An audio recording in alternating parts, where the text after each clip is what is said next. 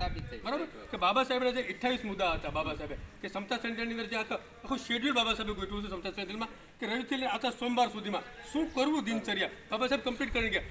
જેના દેશનું બંધારણ લખ્યું છે એને સમતા શ્રેણી ઉપર બંધારણ લખ્યું છે સાહેબ બરાબર. તો બાબા સાહેબનો બંધારણને લોકો ફોલો કરતા નથી. બાબા સાહેબના જે આખું શેડ્યુલ ગોઠવેલ છે એને ફોલો કરતા નથી. બાબા સાહેબે જે 28 મુદ્દા એ પણ એને ફોલો કરતા નથી. તો એનો અર્થ સાબિત થાય છે કે આપણે કોઈને કોઈ જગ્યાએ એસસી એસટી અને ઓબીસી સમાજ અને આ દેશની સ્ત્રીઓ કોઈને કોઈ રીતે બાબા સાહેબથી મું મોડી રહ્યા છીએ.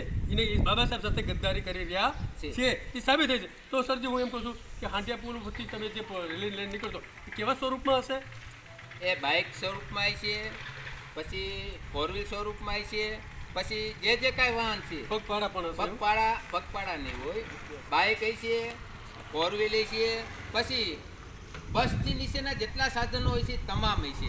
બસનું એક કારણ છે કે પેલો પુલ છે એ અત્યારે જર્જરિત છે ને એની માથે એંગલ નાખ્યા છે, ત્યાં બસ ચાલે એમ નથી, એટલે બસ નથી રાખી. બસની નીચેના જેટલા વાહનો હોય છે તમામ વાહનોની રેલી છે. અચ્છા સાહેબ, હવે આ જે આપણે જે